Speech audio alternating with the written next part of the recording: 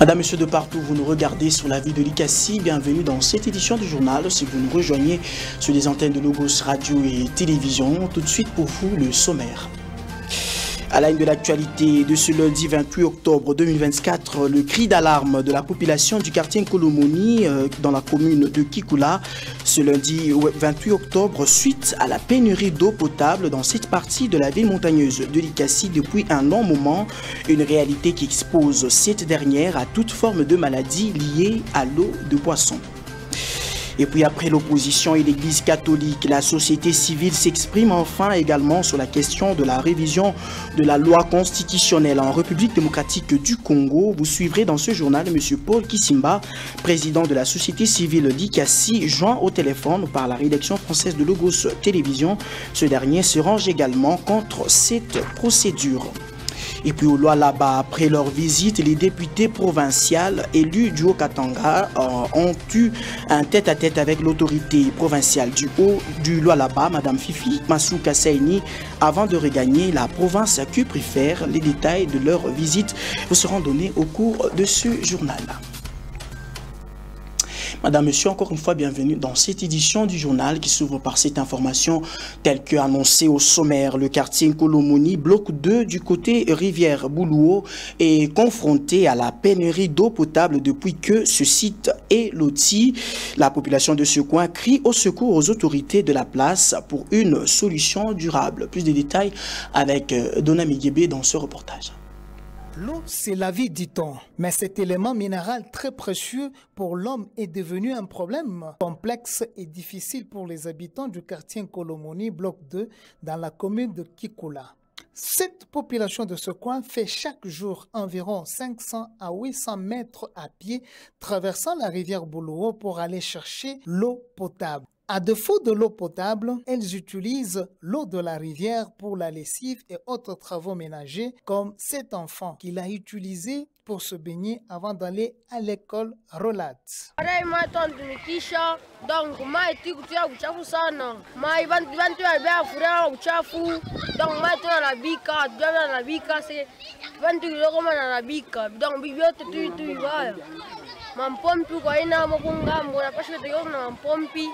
Je me bien, moi kun uchafu yote na uchafu dabona masona na mama uchafu ufanye ko tumpompi tunyo yuko tuya kungambo mai seke malari vena wa malari mautone watoga abantu biwasha fo ana ko tungana mai ku uchafu sana jo na ria tumai tukungambo teke ko tumai. Pour le pasteur Martin, ce quartier a un problème très sérieux de s'approvisionner en eau potable. Baba mimi kuonesha monsieur journaliste kwa sababu huku tunahangaika ni juu ya mai. Mimi ni Pasteur Martin, niko Nkolomoni, ngambo ya Kamutoni. Meni quartier mo munene, me atuna na mai. Ile mai pale beko naenda kuibebea pengine mu 800 metre, ma 500 metre njoo kwenda kutafuta mai babebe, pakichwa tuko naenda kuuza babeko banamuke unauza bidomo na 100 francs. Yele baobe wanauza njo shida tuko nayo huku ni juu ya mai. Watukumbuke kwa mambo ya mai, tuone kwa namna ufuata pake hivi unatoka hata mkakaji.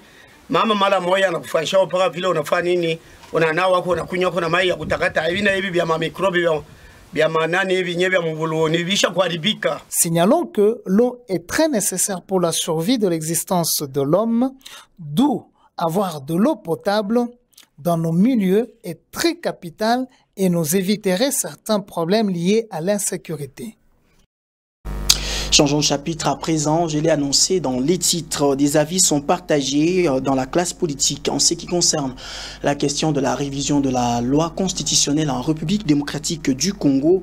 Une question soulevée par le président de la République, Félix Tshisekedi, à laquelle plusieurs cadres politiques n'adhèrent pas, notamment la société civile qui s'est exprimée. Joint au téléphone par la rédaction française de Logos Télévision, M. Paul Kisimba, président de la société civile l'ICACI, s'est exprimé. On l'écoute dans ce diplex. Monsieur Paul Kisimba, vous êtes président de la société civile l'ICACI, vous êtes sur Logos Télévision. Au regard de tout ce qui se dit sur la question de la révision de la loi constitutionnelle de la RDC, quelle est la position de la société civile? Pour répondre à votre question, nous concernant, nous, activistes des droits de l'homme, cette constitution renferme les 30 articles de la Déclaration universelle des droits de l'homme. Cela veut dire que les droits des citoyens sont suffisamment garantis. Si ça prend tous les 30 articles, ou pas si, c'est comme ça. Dans notre constitution, les 30 articles de la Déclaration universelle des droits de l'homme sont pris en compte, pris en charge. Alors, de quoi se plaint-on? Moi, je pense qu'il faut d'abord arriver à appliquer ce qui se trouve dans l'actuelle constitution, qui garantit beaucoup de droits des citoyens, avant de penser. Je pense qu'on ne parle même pas de révision, on parle même d'un changement. Parce que la révision, comme je l'ai dit, est là-bas constitutionnelle pour certaines dispositions, en dehors des dispositions verrouillées. Mais les changements vont nous faire basculer à une autre république, la 4e, parce que nous sommes à la 3e république. Donc pour nous, c'est une question qui n'est pas à l'ordre du jour. Nous nous conformons à ce que les porte-parole du gouvernement a dit. À en croire le président de la République, la constitution de la RDC a été conçue par des étrangers. Est-ce une raison valable pour revoir la constitution? Mais ceux qui ont élaboré cette constitution, c'était des Congolais à Kisangani. C'était quel étranger? Il y avait quel étranger qui avait élaboré la constitution? Je ne pense pas. Ça s'est fait à Kisangani par les Congolais. C'était des Congolais qui ont fait cela.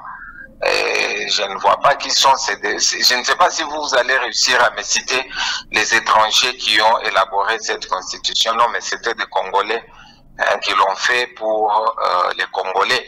Voilà pourquoi je vous dis par exemple que on a mis là-dedans les 30 articles de la Déclaration universelle des droits de l'homme. Vous avez suivi également le meeting animé par le président de la République dans la ville de Kisangani, dans la province de la Chopo. D'une manière brève, comment analysez-vous les propos du chef de l'État? Moi, j'ai dit que le président lui-même étant membre, d'ailleurs c'est le président, c'est lui qui préside les réunions du gouvernement, n'est-ce pas, du Conseil des ministres. Et si le porte-parole de ce Conseil des ministres-là arrive à nous déclarer que cette question n'est pas à l'ordre du jour, moi je ne vois pas pourquoi on pourrait encore revenir sur cette question, surtout que nous sommes pendant une période d'état de siège, une période de guerre. Vous voyez un peu, donc je ne pense pas que c'était vraiment, le moment était bien indiqué. Le moment n'est pas très indiqué. On a encore beaucoup de choses à faire dans le pays, notamment mettre fin à cette guerre qui nous est imposée. Et le gouvernement doit, et c'est ce que les porte-parole avaient dit, donc le gouvernement à la tête là-bas, ça fait que parler de la révision, tout ça, bon, ça ce n'est pas vraiment une priorité pour le moment. Nous avons d'autres priorités. Mettre fin à la guerre et résoudre le problème à caractère social de toute la population. Monsieur Paul Kisimba, président de la société civile Likasi, merci d'avoir répondu à nos questions. C'est nous qui vous remercions. En éducation, les enseignants de la République démocratique du Congo dans les écoles publiques ont repris le travail depuis bientôt un mois. Ceci après le tête-à-tête entre le président de l'Assemblée nationale, le professeur Vital Kamerhe, et le syndicat des enseignants du Congo. À Likasi, dans certaines écoles publiques, les cours ont repris normalement, malgré que le gouvernement tarde encore à réaliser sa promesse. Plus de détails dans cet élément.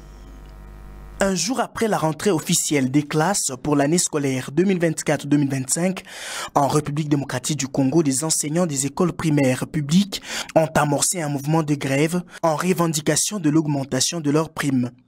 Les cris des enseignants étaient montés jusqu'au Parlement où un terrain d'entente a été trouvé entre le syndicat des enseignants du Congo, SIECO en sigle, et le gouvernement de la RDC par l'intermédiaire du professeur Vital Kamerhe, président de la Chambre basse du Parlement. À Likasi, dans certaines écoles publiques primaires, cette mesure est respectée. Les enseignants sont présents sur le lieu du travail, accompagnés de leurs élèves qui profitent des cours qui leur sont donnés. D'abord, premièrement, l'école, n'est-ce pas ça? Oui! D'abord l'école, et après l'école, il y avait quoi? Qui va me montrer l'école? Après cette reprise des cours qui totalise environ 3 semaines, les enseignants déplorent toujours le fait que rien n'est fait jusque-là en faveur de leurs demandes. Nous attendons toujours avec cet espoir qu'il y ait quelque chose de bien. Mais vraiment, en tout cas, psychologiquement, nous voyons que ça s'ennuie aussi. C'est fou, c'est bizarre. À en croire certaines sources, le gouvernement congolais avait promis de répondre dans un délai de 10 jours. Une promesse qui, jusqu'à présent, tarde à se réaliser.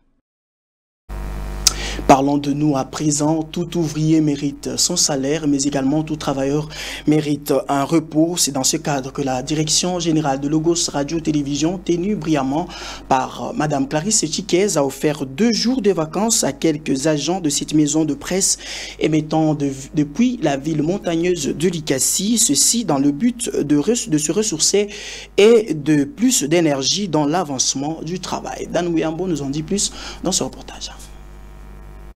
Après plusieurs mois de dur labeur, caractérisés par des stress et des pressions, une équipe composée d'une partie du personnel de la chaîne Logos Radio-Télévision émettant depuis Likasi a eu des moments de repos en vue de se reconstituer encore pour servir non seulement la population likassienne, mais également le monde entier à travers ses réseaux sociaux.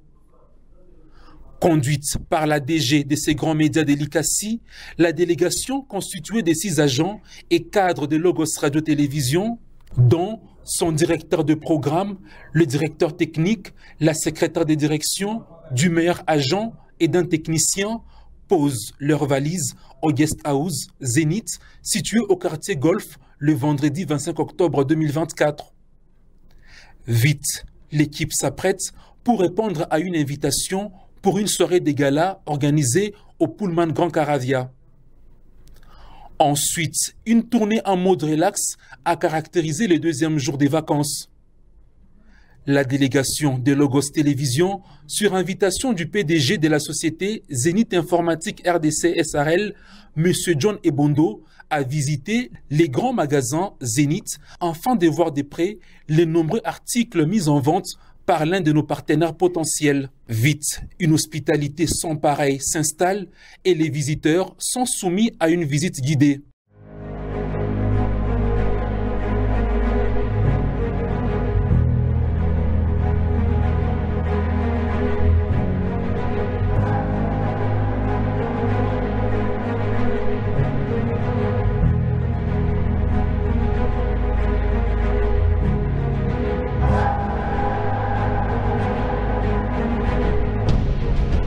Heureux de recevoir la visite du personnel de Logos Radio-Télévision, M. John Ebondo lâche quelques mots.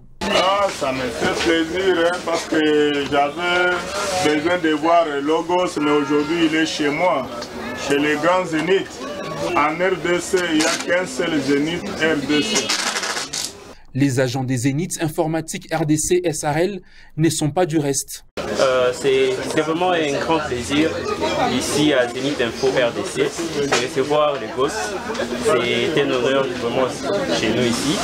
Et à tous nos clients, vu que nous sommes accompagnés de les gosses dans le monde médiatique, pour tous nos clients, ils doivent juste savoir que la qualité, avant tout, c'est ici à Zénith Info RDC. Pour les habitants de Lubumbashi, Likasi, et pour les habitants de tout notre grand pays, la RDC, choisissez Zénith Info RDC. La qualité avant tout et la perfection au quotidien, vraiment vous serez toujours satisfait. La visite de quelques lieux stratégiques et touristiques de Lubumbashi a contribué à la relaxation de l'équipe. La matinée du dimanche 27 octobre 2024, l'heure est à la préparation du retour. Satisfaits de ces séjours de repos chez Zénith Palace, ils se livrent à leur propre caméra. Très bien, ça s'est très bien passé. Malgré, mais sinon on est là. Là, c'est le retour à Likasi. Oui, c'est déjà pris un peu rentré. Comme nous disons merci à Madame Clarisse d'avoir pensé en nous. C'est une très bonne initiative. Elle a en tout cas pensé que nous puissions nous reposer, nous détendre. Cela prouve qu'elle sait aussi voir comment nous nous battons pour le travail, comment nous nous donnons à fond et comment le corps s'épuise. Alors c'était aussi l'occasion pour nous de reconstituer notre corps. Nous pouvons te dire merci à la directrice générale pour cette initiative et que Dieu l'accorde encore de l'intelligence, de la sagesse pour nous mener encore vers l'excellence, pourquoi pas vers notre destinée en Logos Télévision. Déjà, nous nous préparons pour entrer sur la vie de Likassi après un long moment un moment de détente, loin du stress et tout. Et là, nous sommes en train de rentrer. On voit déjà, les affaires sont déjà prêtes. Je suis presque prêt. Merci en tout cas Zénith, voilà, ça a été bien accueilli, bien logé en tout cas, c'est un bon cadre que je conseille à tout le monde de venir visiter. Pour sa part, la directrice générale de Logos Télévision, Clarisse Kisanga, a tenu à remercier le patron de la grande société Zénith pour le bon moment passé chez lui. Nous tenons à remercier M. Jack, directeur général de Zénith Informatique et Sarel RDC. C'est lui qui nous a accueillis dans ces beaux cadres pendant 2 jours, ou disons 3 jours. Nous étions ici à Lubumbashi pour un peu nous échanger les idées et aussi avoir de la force pour continuer à servir la population likassienne. Signalons que cette initiative de la directrice générale de la 583.25 MHz est de voir le personnel bénéficier d'agréables moments de détente et de repos afin de se ressourcer de plus d'énergie pour l'avancement de la chaîne qu'elle dirige. Parlons tout à fait autre chose à présent. Les visages et les paroles des candidats boursiers Excellencia Wantanchi après le test de sélection du dimanche 27 octobre 2024. Ils étaient plusieurs dizaines sur les bancs de l'université de Lubumbashi devant leurs ordinateurs pendant un long moment. Plus de détails dans ce reportage. Ils sont au total 552 lauréats ayant obtenu 75% ou plus et donc éligibles à la bourse Excellencia Wantanchi, dont le gouvernement provincial du Haut-Katanga a confié la gestion à la fondation Denis Nyakero Tshisekedi. Les candidats prendront place après identification dans la salle où l'entrée du gouverneur Jacques Kabula Katwe, accompagné de son ministre de l'Éducation, de l'IPP et du Proved, sera saluée par une salve d'applaudissements. Le coordonnateur de la fondation des Nyakero Tshisekedi, Joël Makubikwa, va introduire le message par vidéoconférence de la distinguée première dame au lauréat. Denise Nyakero Tshisekedi, au-delà des mots d'encouragement, a donné l'objectif du programme qu'il a initié. Quand nous avons lancé ce programme de bourse excellence, l'objectif était simple, encourager l'excellence sur toutes les formes de la République démocratique du Congo. Aujourd'hui, nous sommes ici, à Lubumbashi, pour mettre en lumière vos réussites et vous offrir cette opportunité unique de poursuivre vos études supérieures dans des secteurs stratégiques comme l'agroindustrie, les mines, l'ingénierie et bien d'autres. Le gouverneur du Haut-Katanga a commencé par applaudir les lauréats qu'il a qualifiés d'excellence de la province. Pour Jacques Kabula Katwe, l'initiative de la première dame vise à créer des acteurs du développement du Congo démocratique et du Haut-Katanga. L'objectif visé par la distinguée première dame, c'est l'encadrement de la jeunesse. Et cet encadrement passe par un résultat. Le résultat, c'est l'excellence. Le pays que dirige le président de la République, Félix Antoine Tshisekedi, a besoin d'une jeunesse excellente qui pourra contribuer efficacement à son développement. Je suis très heureux de vous souhaiter bonne chance aujourd'hui et de vous encourager. Je suis sûr que vous êtes les meilleurs, vous allez réussir parce que le programme lui-même c'est Excellencia Wantanchi. Wantanchi, ça veut dire toujours le premier, toujours les meilleurs. L'autorité provinciale procédera par la suite à la distribution symbolique des questionnaires aux candidats à la bourse Excellencia Wantanchi.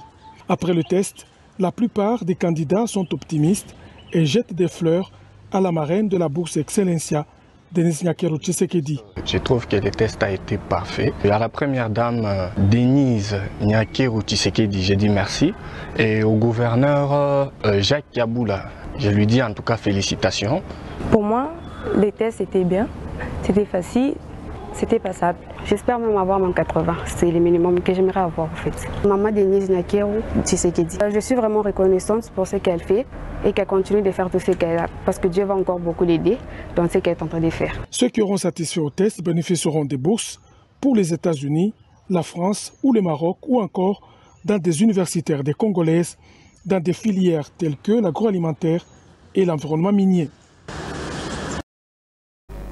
La vice-présidente de l'Assemblée provinciale du Haut-Katanga, l'honorable Liliane Kombamaka, a accordé une audience à la délégation des députés élus de la province du Kwilu. Ces élus ont mis à profit leur séjour de travail pour présenter des civilités aux autorités de la première institution en province. Suivez la chef de la délégation, Madame Mindanda Clémentine, au sortir de cette audience.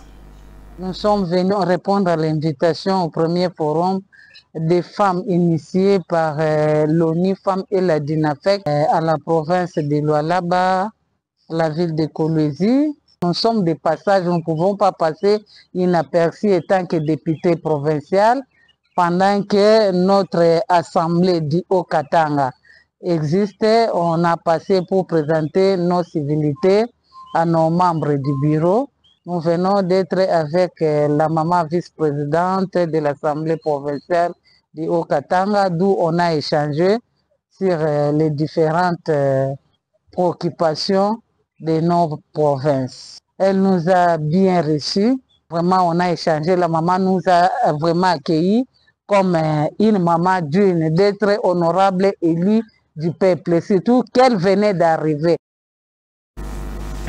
Et puis la salle plénière de l'Assemblée provinciale du Lualaba a abrité la première édition du Forum national des femmes élues en République démocratique du Congo. Travaux axés sur la participation politique de la femme aux élections et surtout le partage des expériences personnelles en matière électorale. Ces assises se sont déroulées en présence de la gouverneure du Lualaba, Madame Fifi Masuka Saini. Pendant 2 jours, la ville de Kolwezi, plus précisément l'Assemblée provinciale du Lualaba, a servi de cadre au premier forum national des femmes élues en République démocratique du Congo. Pour cette première édition, les sénatrices, les députés nationales et provinciales, autour des différents partenaires, la CENI, l'AFS, l'ONU Femmes, ont non seulement réfléchi sur la participation politique de la femme au 4e cycle électoral, mais aussi partagé les expériences personnelles en rapport avec les élections. C'est notamment la préparation personnelle de la candidate au processus électoral, l'éducation civique, la formation et l'information des électeurs pendant la campagne électorale. La liste n'est pas exhaustive. Un échange fructueux grâce à la méthode participative qui a débouché à la formulation des recommandations. L'honorable Kombamaka Liliane, vice-présidente de l'Assemblée provinciale du Haut-Katanga, a conduit une forte délégation de plus de 10 députés femmes dans le Lualaba. La délégation a pris part active à ces assises. Une particularité pour le Haut-Katanga et sur le plan national et sur le plan provincial, c'est la première province qui a donné beaucoup de députés femmes sur les 26 que compte la RDC. À l'ouverture comme à la clôture, c'est la gouverneure du Lualaba, Fifi Masuka Saini, qui a présidé la cérémonie. Elle a rendu grâce à Dieu et a réitéré les hommages les plus déférents au président de la République et chef de l'État, Félix Antoine Tshisekedi Tshilombo, champion de la masculinité positive. Elle a aussi salué sa vision politique et surtout la promotion de la femme congolaise. Fifi Masuka a invité les participantes à prendre l'option de l'opération addition et multiplication des femmes aux prochaines élections. Je réitère mes hommages les plus déférents à son Excellence Félix Antoine Tshisekedi Tshilombo, président de la République et chef de l'État, pour la pragmatisme qu'il a toujours apporté à sa vision politique et pour cette circonstance, la promotion de la femme congolaise de n'importe quelle couche sociale. Tout en nous invitant à la mise en œuvre de toutes les recommandations de ce forum et à pérenniser l'initiative, je déclare clos le premier forum des femmes élues. Que Dieu nous bénisse tous et bon voyage et bon courage à nous tous. Je vous remercie. Toujours sur ce même chapitre, je l'ai annoncé dans le sommaire, avant de regagner la ville de Lubumbashi, la délégation des députés provinciales du Haut-Katanga est allée présenter ses civilités auprès de l'autorité provinciale du Lualaba, Madame Fifi Masuka Saini. Au sortir de l'audience, la chef de la délégation, la vice-présidente de l'Assemblée provinciale du Haut-Katanga, Madame Liliane Kombamaka, s'est exprimée devant la presse. On l'écoute.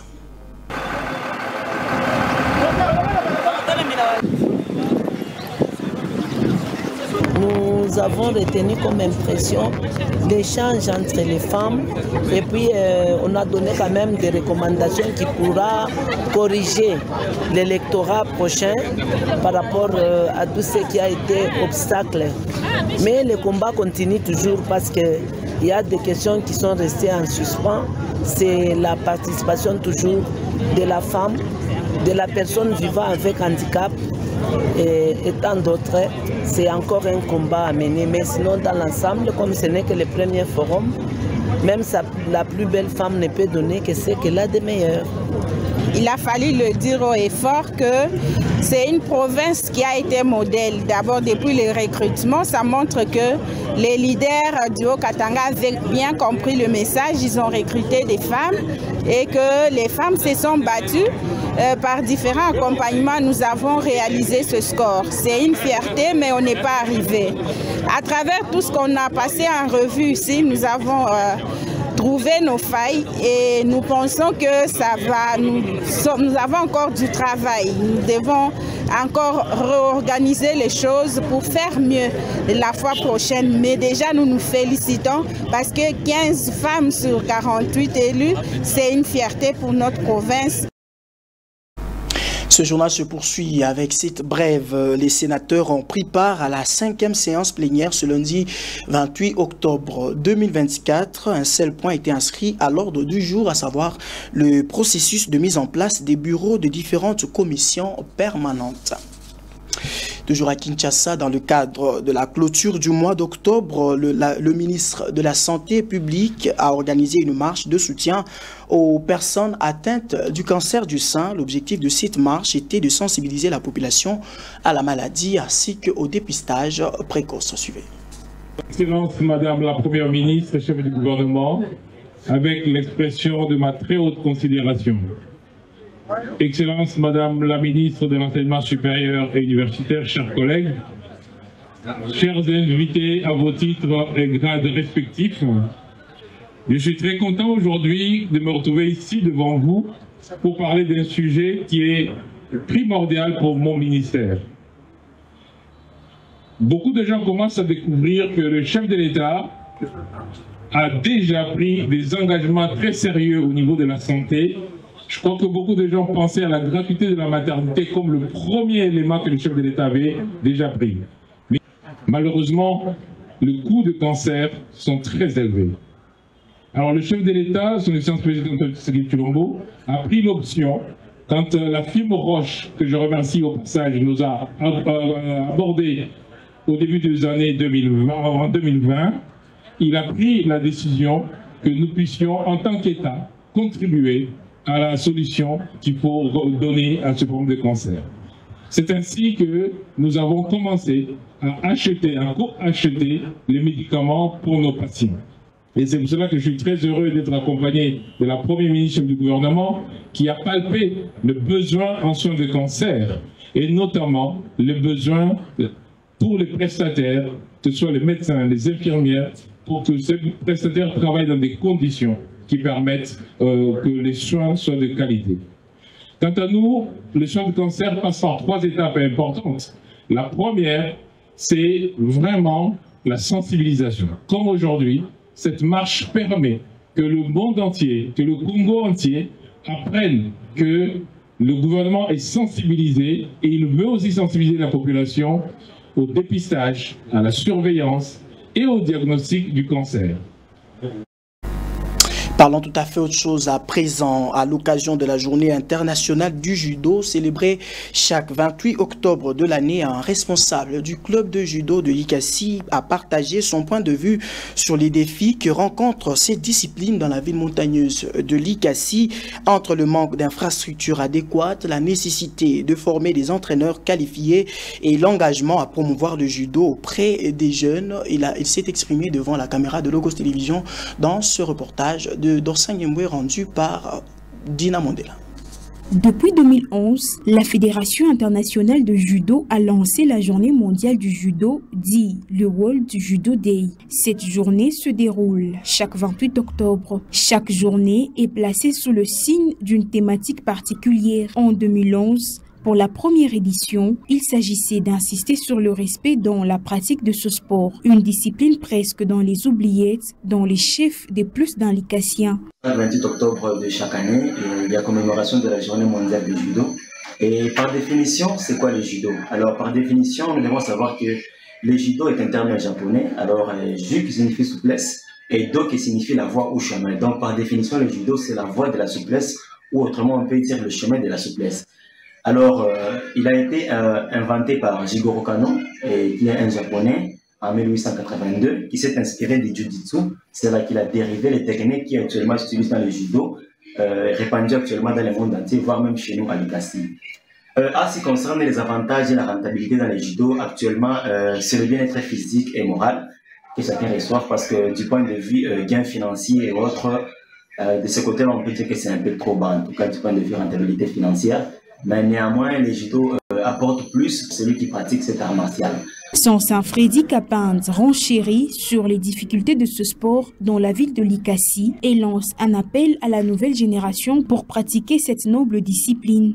Les difficultés d'équipement, parce que ce n'est pas du tout facile, en tout cas sur le terrain, de trouver un équipement de judo. Si trouver, c'est à partir de $50 ou plus. Et ce n'est pas n'importe qui peut disponibiliser cet argent pour le bien-être du sport, alors que c'est parmi les choses un peu qui découragent la plupart des judokas, c'est promouvoir quand même des équipements de sport et autres aussi. Il y a des difficultés de participer à certains championnats. Pourquoi?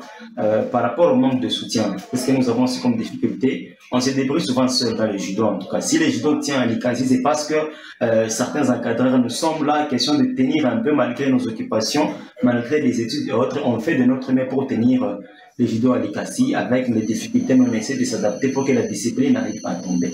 Et en ce qui concerne un mot à toute la jeunesse qui compte intégrer le judo. En tout cas, le judo, c'est un art martial, bien sûr, mais c'est une discipline tant pédagogique et technique qui exige le respect des règlements.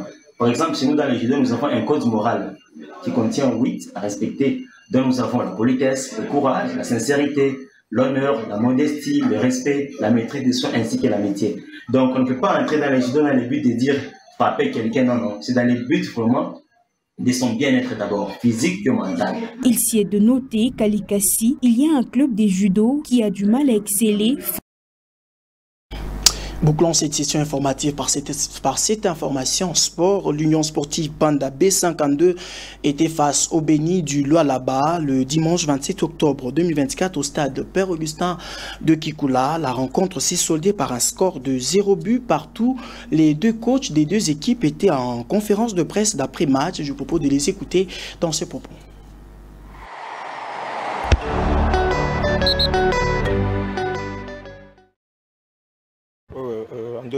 En deuxième mi-temps, nous avons baissé le régime, mais malheureusement, mon staff technique a fait des remplacements. On a essayé un peu de remonter les 15 minutes qui sont restées. Moi, je pense que c'est un problème aussi de la condition physique. Donc, nous allons essayer un peu de travailler encore à l'entraînement pour essayer de remonter encore nos joueurs.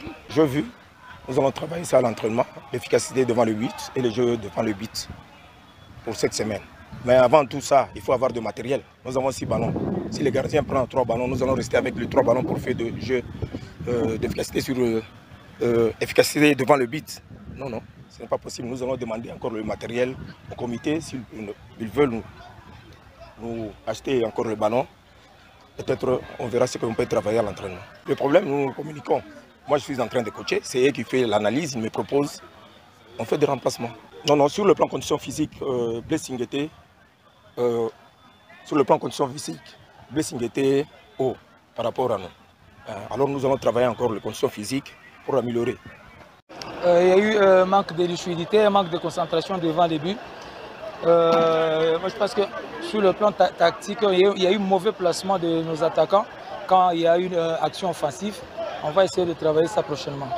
Bon, on va essayer de travailler, il y a des petites choses qu'il faut régler. Blessing, c'est une nouvelle équipe, c'est une équipe en reconstruction. Vous voyez, si on aligne les joueurs, c'est à 90% les nouveaux, les jeunes qui sont en train d'apprendre le haut niveau. Moi, je crois qu'il y aura un temps où ils vont prendre confiance, ils vont exploser. En face de nous, il y avait une équipe qui, en première mi-temps, qui avait résisté. Bon, en deuxième mi-temps, on a vu sur le plan tactique qu'il s'est placé très mal. On a eu à faire entrer des techniciens qui peuvent garder le ballon et chercher la profondeur, trouver les excentrés. Et les excentrés, on a mis les excentrés qui sont très forts en 1 contre 1. Ils peuvent effacer et chercher à aller vite vers l'avant. C'est ce qui s'est passé en deuxième mi-temps.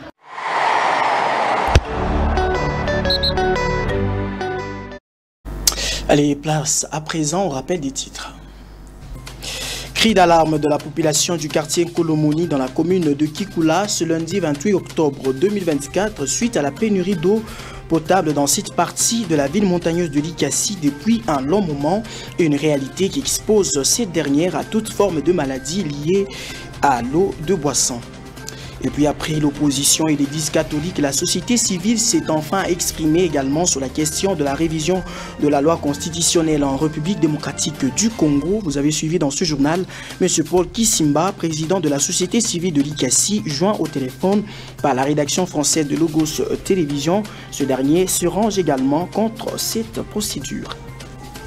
Et puis au Lualaba, après leur visite, les députés provinciaux du Haut-Katanga ont eu un tête-à-tête avec l'autorité provinciale du Lualaba, Mme Fifi Masuka Saini, avant de regagner la province. Que préfère? Les détails de cette visite vous ont été donnés au cours de cette édition du journal. Madame, Monsieur, c'est la fin complète de cette édition du journal. Merci à vous de l'avoir suivi. Le programme continue sur nos antennes.